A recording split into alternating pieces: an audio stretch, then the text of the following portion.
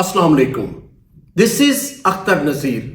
Student, last lecture के अंदर हमने एक अब्स्ट्रैक्ट टॉपिक पर बात की थी और मैंने आपको बताया था कि एक एसे के फंडामेंटल एसेंशियल्स कौन कौन से हैं और एग्जामिनर हमें क्यों फेल करता है।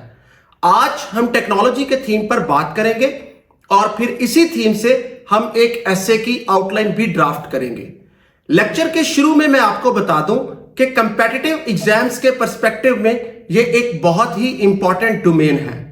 आपने इस लेक्चर को ध्यान से सुनना है और कोशिश कीजिएगा कि साथ साथ आप नोट्स मेकिंग भी करते जाएं, क्योंकि इस थीम की सिग्निफिकेंस इतनी ज्यादा है कि एग्जामिनर हर साल इसमें से कोई ना कोई टॉपिक जरूर पूछ लेता है। फॉर एग्जाम्पल, CSS 2024 के अंदर टॉपिक आ गया artificial intelligence is the death of creativity. CSS special के अंदर हमसे एग्जामिनर ने पूछ लिया artificial intelligence has overstepped its bounds. इसी तरह CSS 2023 के अंदर टॉपिक था people have become overly dependent on technology. अब जब इन टॉपिक्स की फ्रीक्वेंसी इतनी ज्यादा है तो हमें चाहिए कि हम इस थीम को थॉरोली तैयार करें और जब भी एग्जामिनर इसमें से कोई टॉपिक पुट अप करे तो हम उसे इजीली अटेम्प्ट कर सकें। इसके लिए मेरी सिंसियर रिकमेंडेशन आपको यह है कि आप जब भी कोई थीम तैयार करें तो 4 से 5 क्वालिटी बुक्स उस थीम पर जरूर रीड करें। It will provide you a decent amount of knowledge and expand your mental horizon about that particular theme. For me, there are 3 fundamental principles of quality book reading. Number 1, your reading should be creative and analytical. इसका मतलब यह है कि आपने जब book reading करनी है तो साथ साथ आपने ब्रेनस्टॉर्मिंग भी करनी है कि जो आइडिया आप रीड कर रहे हैं आप उसे किस किस टॉपिक के अंदर प्लेस कर सकते हैं।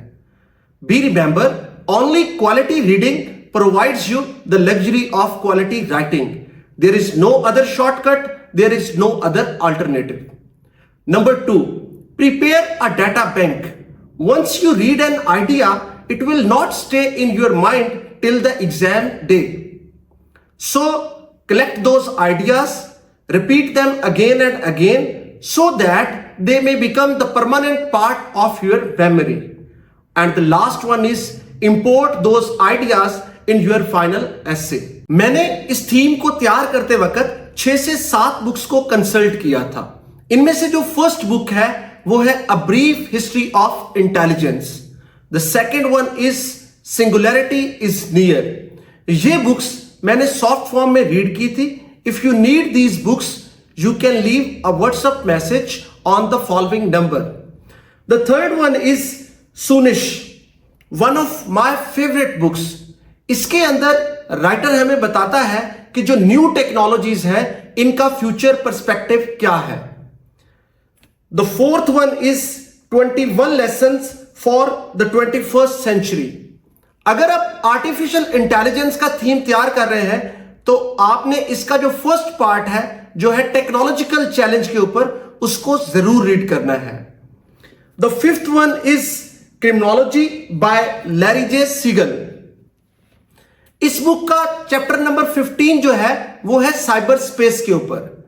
इसके अंदर हमें राइटर बताता है कि साइबर थेफ्ट, साइबर वैंडलिज्म और साइबर टेररिज्म क्या है और किस तरह हमने कोल्ड वॉर से कोल्ड वॉर का सफर तय किया है। The sixth one is sociology by John J Macionis. इसका चैप्टर नंबर 21 जो है वो मीडिया पे है, आपने उसको भी देख लेना है। And the last one is nexus, recently publish हुई है जो कि आर्टिफिशियल इंटेलिजेंस के ऊपर हमें एक कंप्लीट डिस्कशन प्रोवाइड करती है। मैंने इन बुक्स को थॉरोली स्टडी किया और कंप्रीहेंसिव डाटा कलेक्शन के बाद क्लास के अंदर हमने 5 से 6 लेक्चर के अंदर इसको कवर किया। अब जब भी इस थीम में से कोई टॉपिक आता है तो स्टूडेंट उसे इजीली अटेम्प्ट कर लेते हैं। मेरे ख्याल में एसे राइटिंग के लिए यह एक रैशनल अप्रोच है। इसके अलावा जो लोग ये कहते हैं कि हमने बगैर रीडिंग और प्रैक्टिस के फर्स्ट ऐसे पेपर में जाके लिखा और पास हो गए, they may be exceptional, but I don't recommend that strategy, as I believe essay writing demands rigorous practice before the final exam. I adopted the same strategy and produced more than 100 essays. बात करते हैं हम topic की, और topic है मेरा artificial intelligence, positives and negatives. I attempted this topic in PMS 2021 and my score was remarkable. Let us talk about the outline. Outline में जो मेरा फर्स्ट हेडर है वो इंट्रोडक्शन का हेडर है, और इस हेडर के नीचे मैंने कुछ भी नहीं लिखा। लास्ट लेक्चर के अंदर इस पे हमने एक कंप्लीट डिस्कशन की थी। अगर किसी को भी इसके ऊपर कोई मिसकॉन्सेप्शन है तो वो फर्स्ट लेक्चर को रिविजिट कर ले। बात करते हैं सेकंड मेन हेडर की, जहां पे मैं करूंगा एक्सपोजिशन। फ्रेज मैंने लिखा है exploring the key characteristics of artificial intelligence. Number 1, यहां पे मैं एग्जामिनर को बताऊंगा कि आर्टिफिशियल इंटेलिजेंस है क्या। In simple words, artificial intelligence is an electromechanical mechanism which works just like humans. इसके अंदर वो तमाम सेंसेस मौजूद हैं जो एक इंसान के अंदर एग्जिस्ट करती हैं, जिसमें साइट, साउंड, स्मेल, टच और टेस्ट की सेंसेस हैं। नंबर 2, यहां पे मैं ये भी बता दूंगा कि एआई का वर्किंग मैकेनिज्म क्या है, जिसमें data intake, data processing, data simulation और फाइनल स्टेज पे लॉजिकल रीजनिंग के साथ डिसीजन मेकिंग होती है। अगर हम इसकी टाइप्स की बात करें तो हमारे पास strong, weak, reactive machines, limited memory, theory of mind और सेल्फ अवेयर आर्टिफिशियल इंटेलिजेंस है। इन तमाम पॉइंट्स की मैं इस एक्सपोजिटरी पैराग्राफ के अंदर एक्सपोजिशन करूंगा। Let us move towards the third main header, जो कि आता है मेरे मेन टॉपिक से, और यहां पे मैंने लिखा है the promising look of inorganic brains. It means यहां हम एआई की जो पॉजिटिव साइड है उसके ऊपर बात करेंगे। अब अगर टॉपिक आ जाता the future perspective of artificial intelligence, तो मैं यहां पे मेन हेडर कर देता the promising future of inorganic brains. Now let us move towards the body paragraphs, और इसमें जो मेरा फर्स्ट पैराग्राफ है ये मैंने ड्राइव किया है फोर्थ इंडस्ट्रियल रेवोल्यूशन से, जहां पे बोट्स को इंडस्ट्रियल अंपायर्स के अंदर इंडक्ट किया जा रहा है। फ्रेज मैंने लिखा है massive automation in manufacturing job and it's result in the form of economic boost. First example में मैंने लिखा है BMW's agreement with open AI for humanoid. ये इन्होंने फर्स्ट टाइम 2019 के अंदर किया था, देन 2023 के अंदर इसको रिन्यू किया गया। In the light of this agreement, if you look at the 21st century's business model, one thing is clear, that digitalization is the future. Mark Zuckerberg अपनी बुक द बिलियनर बॉय के अंदर इसी point पे बात करते हुए कहता है if your business is not digitalized, your business is out of business. Second point में मैंने लिखा है new jobs in machine learning and deep learning. Yuval नोआ हरारी अपनी book 21 lesson for 21st century के अंदर कहता है कि मशीन लर्निंग और डीप लर्निंग ने किस तरह कोडिंग स्किल्स के अंदर $billion की जॉब मार्केट प्रोड्यूस की है। थर्ड पॉइंट में मैंने लिखा है crypto currencies and revolution in banking system. These currencies work on the principle of blockchain technology. This technology has revolutionized and decentralized the global financial system. Now, wherever you are, you can easily participate in global business. अब आपने मुझे comment section के अंदर बताना है कि ये blockchain और कटिंग एज टेक्नोलॉजीज क्या होती हैं। We talk about the second body paragraph and it comes from space industry. यहां पे मैंने लिखा है space surveillance through satellites and their uncountable services to humanity. First पे मैंने लिखा है remote sensing satellites eyes on our planet earth. Story start होती है 1957 से, जब यूएसए और यूएसएसआर के दरमियान कोल्ड वॉर पीरियड में स्पेस रेस स्टार्ट होती है। 1978 के अंदर यूएसए ने अपना फर्स्ट सैटेलाइट सिस्टम लॉन्च किया जो कहलाता है जीपीएस, ग्लोबल पोजिशनिंग सिस्टम। 1982 के अंदर रशिया ने ग्लोनस, 1989 के अंदर यूरोपियन यूनियन ने गैलीलियो और 2000 के अंदर चाइना ने बीडो सैटेलाइट सिस्टम जियो ऑर्बिट के अंदर डिप्लॉय किया। इसके अलावा हमारे पास कुछ रीजनल सैटेलाइट सिस्टम भी मौजूद है, जिसमें इंडिया का IRNSS Indian regional navigation satellite system और पाकिस्तान का PRSS-1 शामिल है, जो कि कहलाता है Pakistan remote sensing satellite. These satellites are our best servant in weather forecasting, navigation channel, communication sector, defense and disaster management. The second one is a novelish idea. ये मैंने पिक किया है सूनिश से, और यहां पे मैंने लिखा है asteroid mining, geo tagging and geo fencing, new techniques for the extraction of natural resources. Scientists believe in the beginning the earth was like a hot ball of metals. उसके बाद expansion और cooling होती है, और इस process के अंदर scientific evidence ये है कि हाई डेंसिटी मेटल्स जैसा कि ऑस्मियम, गोल्ड, प्लैटिनियम और प्लूटोनियम की अर्थ के करीब एस्टेरॉयड पर इनकी कहीं अबंडेंट प्रेजेंस है।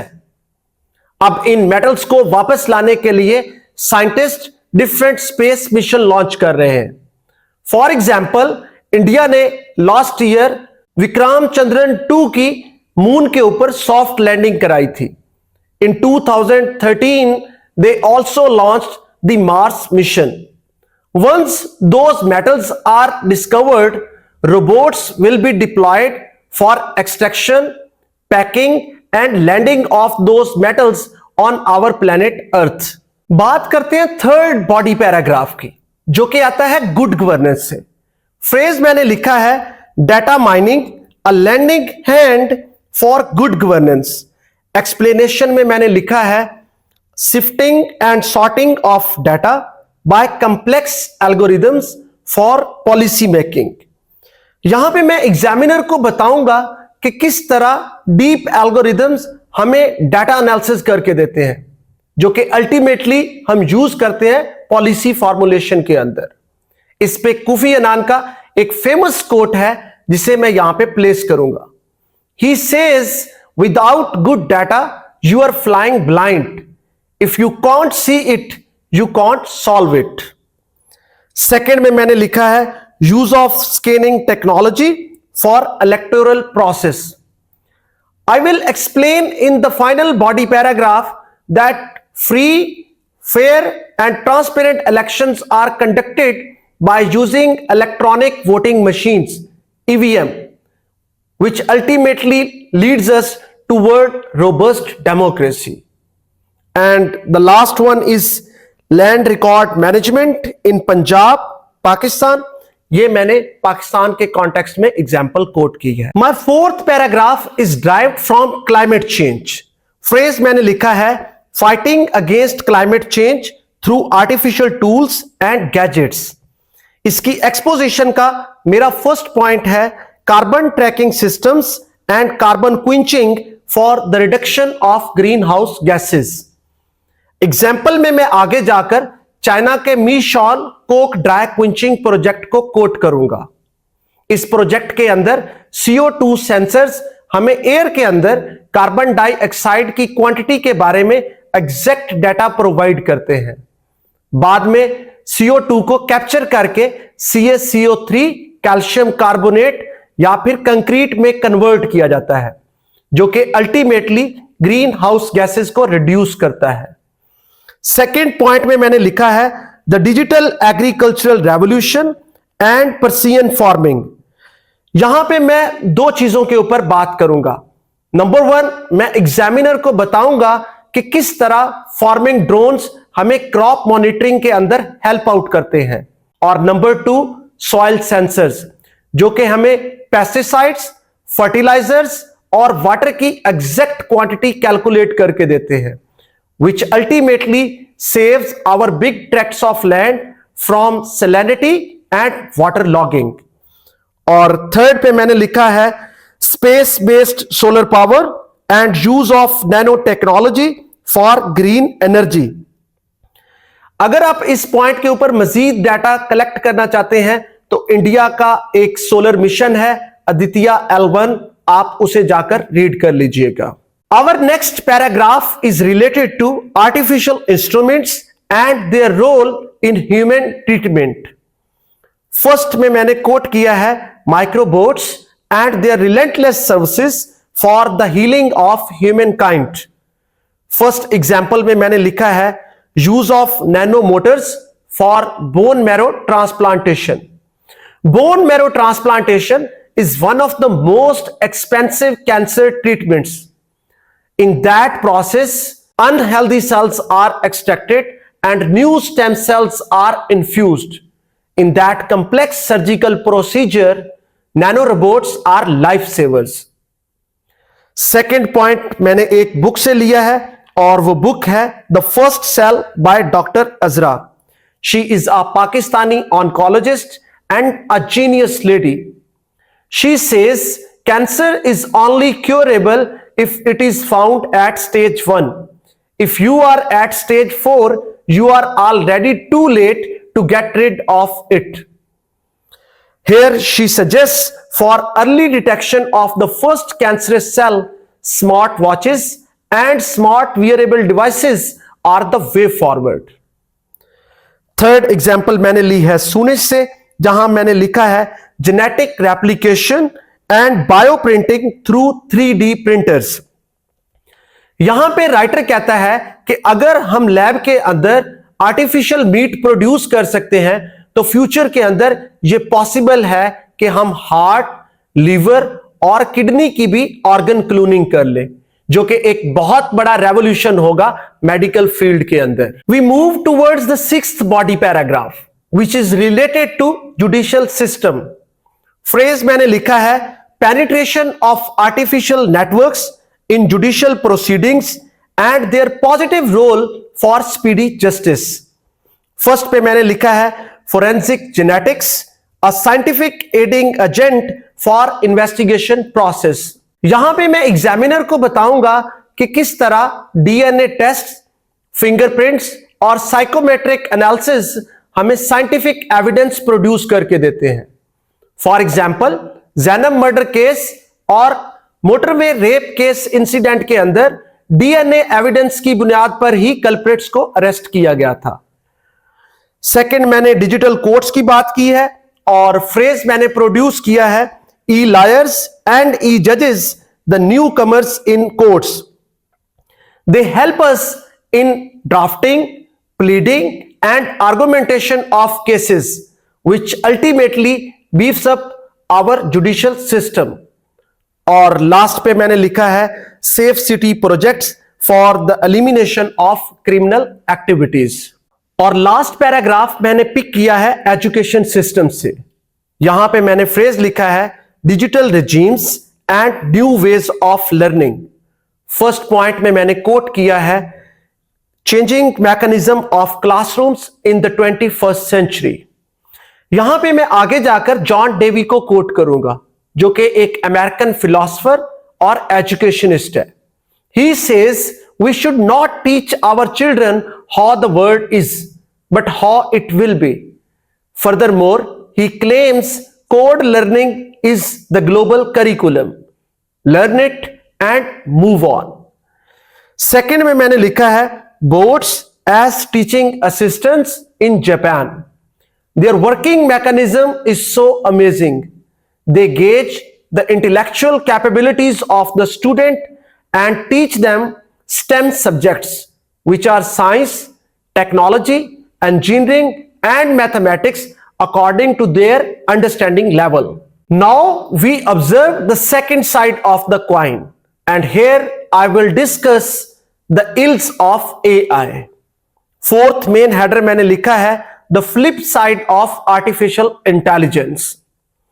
अब अगर मैं ऐसे लिखता artificial intelligence is the death of creativity या artificial intelligence has overstepped its bounds, तो मैंने अपने ऐसे के मेजर आर्गुमेंट्स इस पोर्शन से ड्राइव करने थे। Here, my first paragraph is related to generative AI and the death of creativity. First evidence में मैंने लिखा है Chat GPT and the demise of homework and education. If you are a student of this decade, your assignments, presentations, questions, and even the final thesis are just one click away.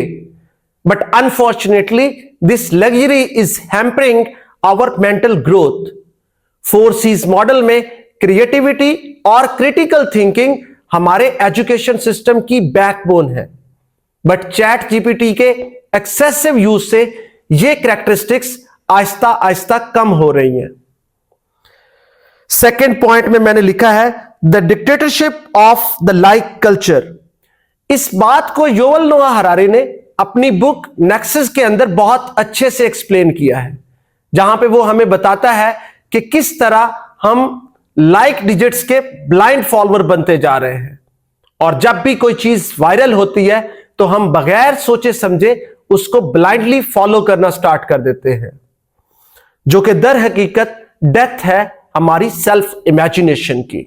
The second paragraph reads the advent of digital hands and the rising fear of unemployment. First point है job termination because of massive automation in industrial empires. यहां पे Renzi बैनेस का एक famous quote है जिसे मैं place करूंगा।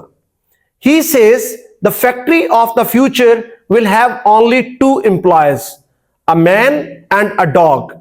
The man will be there to feed the dog and the dog will be there to keep the man away from machines. Second पे मैंने लिखा है replacement of physical teachers, doctors and lawyers with their e-competitors. फ्रीद जकरिया इस बात को explain करते हुए कहता है when you grow up you might not have jobs because your e-competitors are so efficient and smart that they can easily kick you out from the competition. We move towards the third peril of AI, which is extremely catastrophic. यहां पे मैंने लिखा है cyber warfare, a new episode of destruction and undone. First पे मैंने लिखा है algorithmic takeover and cyber theft.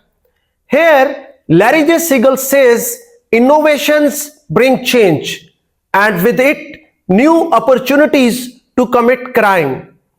In opportunities के अंदर हमारे पास आते हैं स्पाई आई, जो कि personal identity theft, ATM skimming और फिशिंग के क्राइम्स में यूज होते हैं।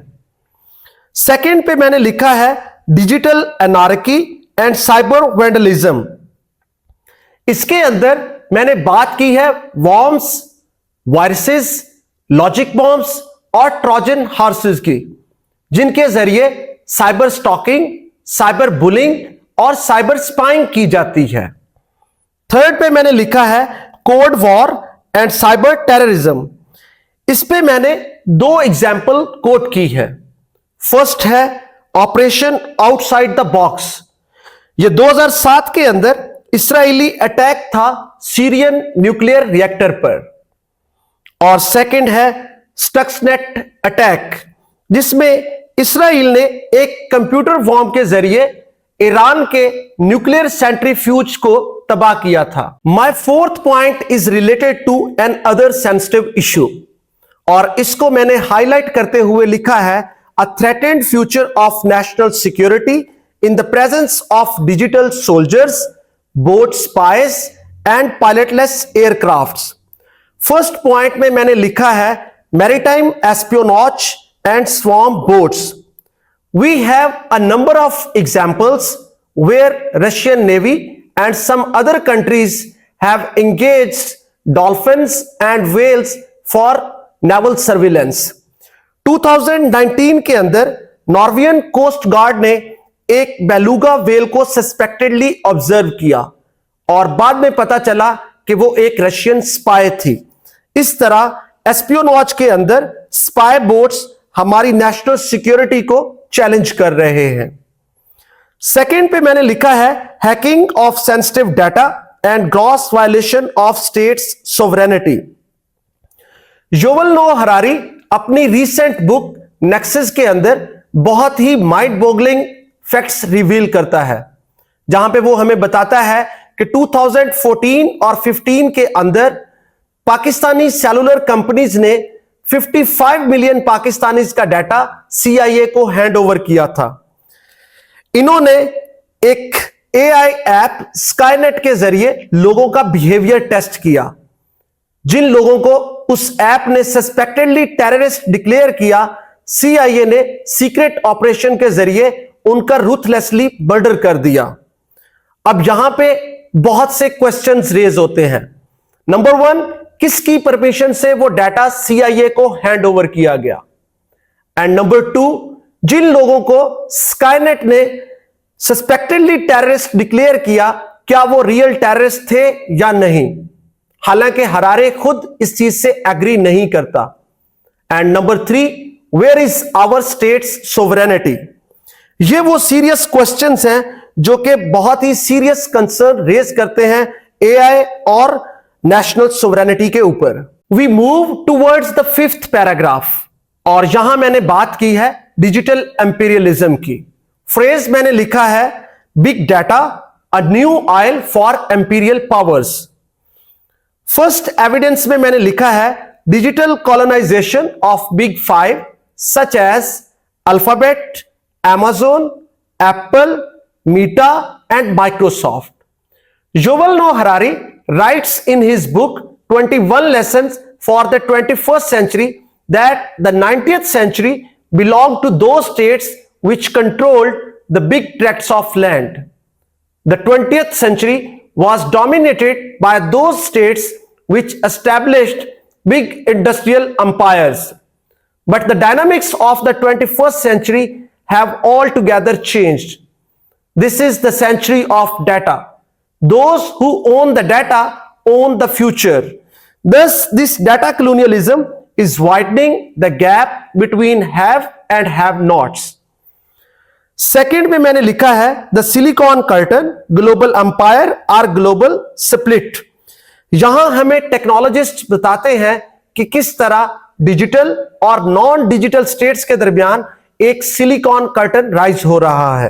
बात करते हैं 6th बॉडी पैराग्राफ की और यहां मैंने लिखा है psychological analysis of individuals through neural networks and it's repercussion on liberal democratic system.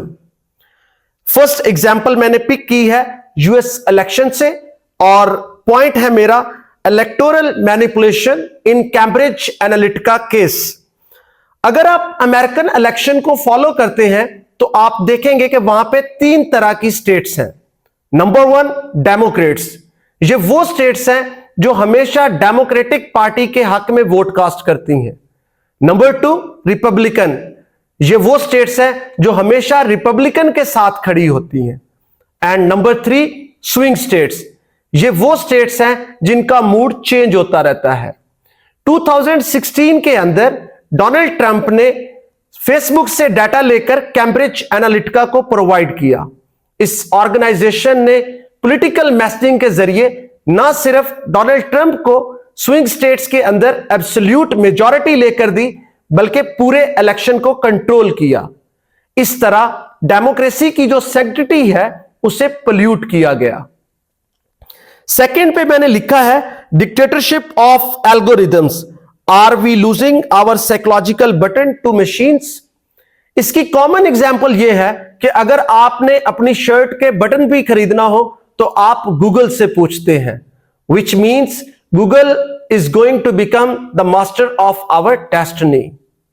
Last paragraph की अगर हम बात करें तो यहां मैंने लिखा है excessive penetration of labour saving machines and their negative impacts on individuals life. Explanation में मेरा फर्स्ट पॉइंट है loss of attention span and inculcation of hurried culture. इस पे कैरी जे डेले की एक बहुत ही फेमस बुक है फैमिलीज एंड टाइम्स, जिसके अंदर वो हमें बताता है कि लास्ट 2 डेकेड्स के अंदर हमारा अटेंशन स्पैन ड्रास्टिकली ड्रॉप हुआ है, जो कि पहले 15 सेकंड था और अब 8 सेकंड रह गया है। इसी के साथ हमारा पेशेंस लेवल भी कम हो गया है। सेकंड पे मैंने लिखा है personal identity theft and end of privacy. इस पे ब्रूस हार्टमैन का एक रिनाउंड कॉमिक नॉवल है big data is watching you, जिसे मैं यहां पे कोट करूंगा।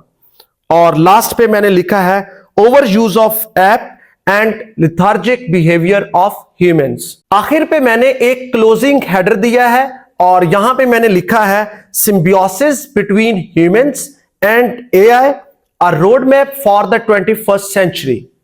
और लास्ट पे मैंने कंक्लूजन लिखा है। नेक्स्ट लेक्चर के अंदर हम एक और ऐसे पर बात करेंगे।